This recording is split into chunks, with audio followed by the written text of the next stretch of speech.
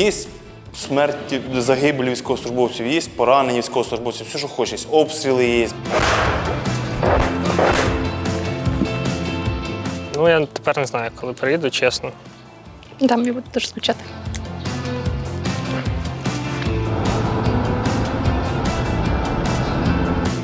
Був, якщо так спрощено, військовим журналістом. Хочу літати на FPV-дроні.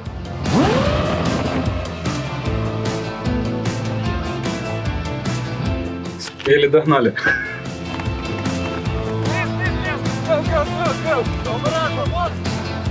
І що там ставиш? Рука? Рука і нога. Дуже цікаво, але нічого не зрозуміло. Тут практично маленький наш городок.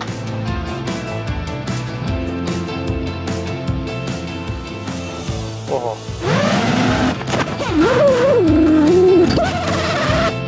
А ти бачив, де він впав?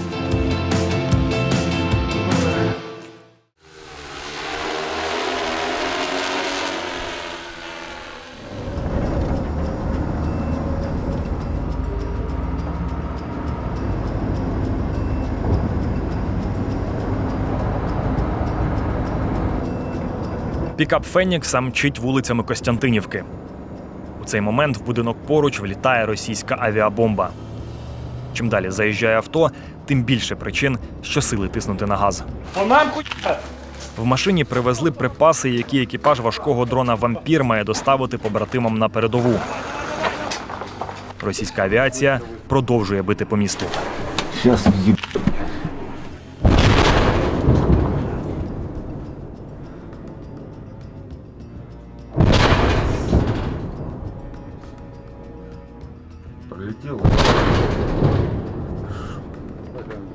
Цього разу бійці встигають спуститись в укриття. Вони знають, це не останній удар на сьогодні.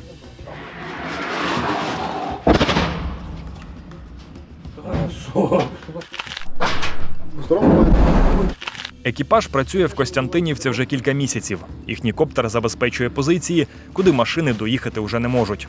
За цей час добре засвоїли правило. Кожна зайва хвилина на поверхні – це додатковий ризик. Они вот так в основном и выбивают по квадрату. Тупо вот вначале один квадрат, потом второй. Вот это они разбивали нижнюю констаху, там разбили полностью, почти все дома погорели. Вот мы за лето поменяли, ну именно гуманитарные позиции, 4 позиции. Поки дрон з посилкою пролітає над Костянтинівкою, пілот бачить місця, куди влучили авіабомби. Це від цього прильоту, який ми чули? Да. Це взагалі будинок, бо я не можу знати. Це вже в місті. Ось будинок, так, це будинок горить. Це недалеко від нас. А так, наслідки удару російської авіації виглядають зблизька. Руйнування знімає пілот ще одного розрахунку «Фенікса», який працює на Костянтинівському напрямку. Кабік ріглів там перші 50 метрів, потім другий вже ляг туди, куди треба, а третій трошки перелетів. Це, скоріше за все, що вони спалили точку злету і туди цілилися. Тобто 3 каби на екіпаж для них це не проблема? Та для них це взагалі не проблема. Каби в них я не знаю, це, напевно, як в нас. Я навіть не знаю, що вони. Як вампір, напевно. Дуже повезло, що якби ударна волна, вона пішла далі від нас. Тобто не нашу сторону, вона впала за нами, пішла туди. Тобто нас плюс-мінус все було нормально. Лише за жовтень 25-го армія РФ скинула на позиції сил оборони і прифронтові міста понад 5 тисяч авіабомб. Я не знаю, Констаха там півроку тому та зараз – це просто різні речі. Вона просто руйнується кожен день. Каби нищать. Стволка, не так стволка часто працює, як ці каби ночі. Good morning, Vietnam! Відколи оптоволокно почало з'являтися на фронті, навчання новачків на цих дронах стали у «Феніксі» обов'язковими. Абсолютно все те, що потрібно для безпосереднього ураження у нас є. Якщо пілот бажає збивати ворожі розвідувальні БПЛА, він буде це робити. Якщо пілот бажає літати на оптоволокні, він буде це робити. Якщо пілот бажає літати на звичайному радіокеруванні, він буде це робити. Так, його пересити. Сьогодні у Саші невеликий екзамен. Позаду місяць навчання, і тепер новобранець має показати інструктору, що встиг вивчити за цей час. Зараз, секунду. Пальці в правильне положення. Я цей в тумблери втиканув. Злітай. Пішов вперед. Все, пішов. Вирівнюйся. Хорошо. І вздовж посадочки, да, отак от. Хорошо, пішов, давай. Ще один момент. Слідкуй, щоб у тебе висота набиралася повільно, і так само, якщо опускаєшся, теж не швиди, щоб просто поривом вітру тобі оптина пропа не накинула. Оце то, що я від вас хочу. Бачиш, що ти зараз робиш? Плавний, рівний політ вперед. Ну, типу, при заході на ціль це найважливіше, що може бути. Опа. Катушка закінчилася. Думаєш? Так, ти вилетів 15 кілометрів. 3 круга по 5. Красава. Гарна робота. Тепер найважливіша частина – іти забирати. Але я пам'ятаю, де я впав. Ось тут є братська могила. Нічого, потім з них не роблять Франкенштейнів. Цього разу Саша пролетів на відмінно. І хоча падінь та розбитих дронів досі не бракує, новобранець уже помічає прогрес. Ніхто не оре на тебе, що ти дебіл, що в тебе щось не виходить. Навпаки, якась дуже така дружелюбна атмосфера в колективі, я би сказав. Ну, це прям дуже прикольно, що немає та проблема, якої, я думаю, бояться дуже багато цивільних. Такої системи відносин я начальник, я вчитель, ти дурак. Люди, які нас вчать, вони знають, про що говорять, тому що вони самі літали. І ти можеш питати у них абсолютно про все. Починаючи там, як виставляти антени, до питання банальне, як тобі завозять їжу на позиції, взагалі, що ви їсте на позиціях. За 2025 рік армія РФ окупувала понад 4 тисячі квадратних кілометрів української території. Найбільше ворог просунувся в Донецькій області. Ціну, яку платить російська армія за просування, видно з камери розвідувального крила підрозділу «Фенікс». Цією дорогою окупанти намагаються проводити механізовані штурми. Через десятки одиниць спаленої техніки такі ділянки бійці називають кладовищами. Ми не так можемо бачити тіла і все остальне, бачимо тільки техніку, а півішники, ті, що літають прямо над ними, то там їх просто усіяно. Ніхто їх туди не забирає з полігону. Там. Буває таке, ми підбиваємо машину, одного 200-м, може 300-м якогось, вони його бросають і йдуть далі вперед. А ось і результат роботи українських дронерів. Безпілотник фіксує легковий цивільний автомобіль і 2 мотоцикли. Російська техніка на передовій все частіше має саме такий вигляд. Якщо це можна 2-3 мотоцикліста, то це, скоріше за все, це зміна в них просто їде. Якщо їх 15-20, то це, скоріше за все, штурм буде. Розвідувальний дрон «Лелека» може залітати на десятки кілометрів за лінією фронту. Тож завдання розрахунку – виявити ворожу техніку якомога раніше. Далі в роботу включається командно-спостережний пункт. Тут для кожного ударного дрона визначають ціль, по якій він має відпрацювати. Тільки за жовтень пілоти «Фенікса» відбили 5 механізованих штурмів і уразили понад 70 одиниць російської бронетехніки. 20, 30, 40, отак, 50. І суміжні підрозділи, і ми там летить все, що тільки можна в ці ББМки. Якщо піхота якась вижила, піхотинці ті броньованій техніці, вони просто вибігають в розсипну, і ми їх вже там по одному, по 2 вибиваємо і в піві, і в вампірні. Такі втрати, зрештою, змусили росіян змінити тактику. Щоб залишатись непомітними для дронів, просуватись вперед, пробують піхотою по 2-3 людини. По кущам стараються просуватися, по яркам, де їх мало помітно. А є такі, що просто висуваються, там можуть по 20 кілометрів йти. Їм дають маршрути руху, і вони по цим маршрутам руху йдуть, і їх по радіостанції коригують. Це може бути доба, може бути 2, може бути 3. Вони просто їх викидають десь в глибокому тилу, і вони помаленьку собі понад посадками, по посадкам рух просуваються. Одну з таких груп виявляє розвідка «Фенікса». На моніторах КСП, куди виведені трансляції з дронів, Мінні бачить 2 штурмовиків. Ти зараз на землі? Да. Зараз кидаю кори, там 2 петуха. До укриття, де переховується ворожа піхота, відправляють одразу кілька FPV-дронів. Там труба якась, вони під неї залізли. Не в неї, а під неї. Заліз в трубу під.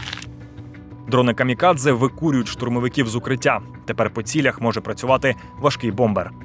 Алло, сигнатура, бачиш кредо? Пішла. А він біжить, бачиш? Ой, це хорошо пішло. Тікає. Хорошо, єб. Впродовж 25-го року пілоти Фенікса кілька разів обновили власні добові рекорди зі знищення особового складу ворога. Значна частина цього результату – робота саме розрахунків важких бомберів «Вампір». За ніч може по 10-20 чоловік йти, а за сутки ця цифра може підніматися і до 50. Їм видають ці плащі, і вони до останнього впевнені, що коли підлітає цей бомбер і висить зверху нього, то він його не бачить. Вони просто застигають на місці або лягають і ждуть свою неминучу смерть. Тобто на дорозі, Так, також ж фонарик, так. А он до другий пішов, бачиш? Хорошо. Все, вже не побіжить. Один точно мінус. У мене нема БК, відкатує. Дрібні білі цятки на моніторі кращого – це ворожа піхота. Камера дрона чітко фіксує людське тепло навіть з висоти кількох сотень метрів. Далі боєприпаси «Вампіра», вага яких може сягати 9 кілограмів, залишають штурмовикам небагато шансів на порятунок. Хтось маскується, а хтось просто лежить та не рухається, бо щось йому сказали, що ми його не побачимо, ми його бачимо. Тікати від, як вони кажуть, баба-яги – це дуже складно. Якщо немає якогось укриття, поле обичне, то наші боєприпаси розлітаються осколки на багато метрів. Черговий виліт кращого демонструє реалії, з якими все частіше доводиться стикатись росіянам на фронті. Над одним виявленим ворожим піхотинцем зависає одразу 2 українських дрони. А я не успів. В перервах між заняттями Саші і іншим новобранцям Фенікса дозволяють поїхати в Слов'янськ. Попри весь натиск, за минулий рік росіяни змогли захопити лише 10% території Донеччини. Тож тут досі зберігається видимість мирного життя.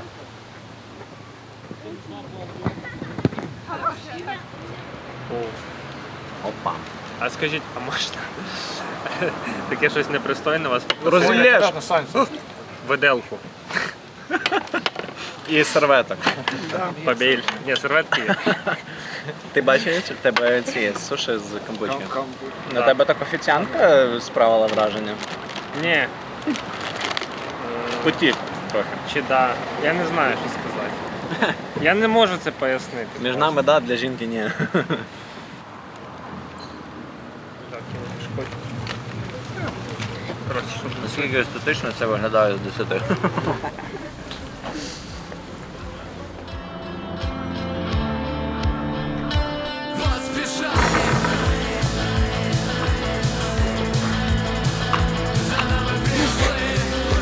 Пригай, обезьяна.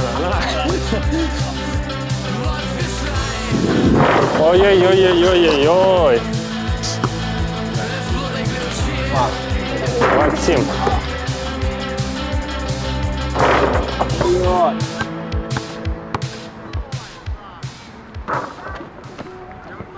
Мене дуже здивувало, коли я перший раз приїжджав на Донеччину, це був листопад 22-го року. Я виходжу з буса, в мене очікування, що тут кругом війна. Виходжу, слухаю і, знаєш, так, сверчки просто. Дуже тихо, ні одного вибуху. Ти ж перший раз на Донеччині теж.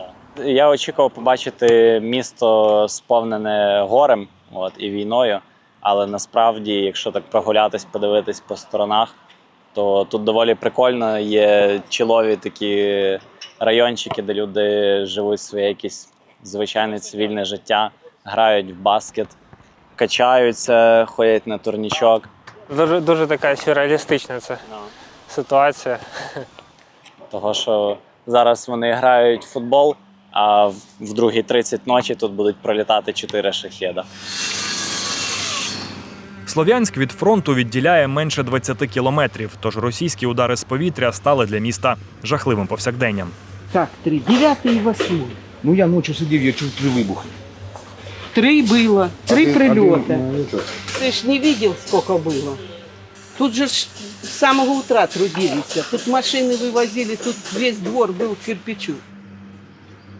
Окупація всього Донбасу – одне з головних завдань російської армії. Більше того, в Кремлі наполягають, щоб сили оборони залишили цю територію без бою. В першу чергу йдеться саме про Слов'янськ та розташований поруч Краматорськ – найбільші міста вільної Донеччини. У 23-му році був у Бахмуті, і я, на жаль, вже застав Бахмут містом у напівоточенні. Навіть попри ці руїни, ти бачиш, що таке прикольне місто було. Там були багаті частні сектори. Були кінотеатри, парки, якісь нові школи будували. І просто ти бачиш, як воно все горить. І так не хочеться бачити все те саме тут.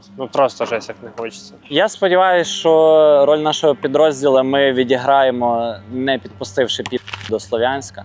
І ми не будемо воювати за місто, а ми розбомбимо їх на підходах. Бо по факту Донбас – це і є наша фортеця. Напевно, якщо посипеться Донбас, у нас будуть дуже-дуже серйозні проблеми. Так, чим далі ми їх будемо зустрічати, тим менше шансів, що вони сюди зможуть дійти. В Україні відкидають будь-які вимоги Кремля щодо здачі Донбасу. Одна з причин – мирне населення. Лише у Слов'янсько-Краматорській агломерації залишається близько 100 тисяч місцевих мешканців.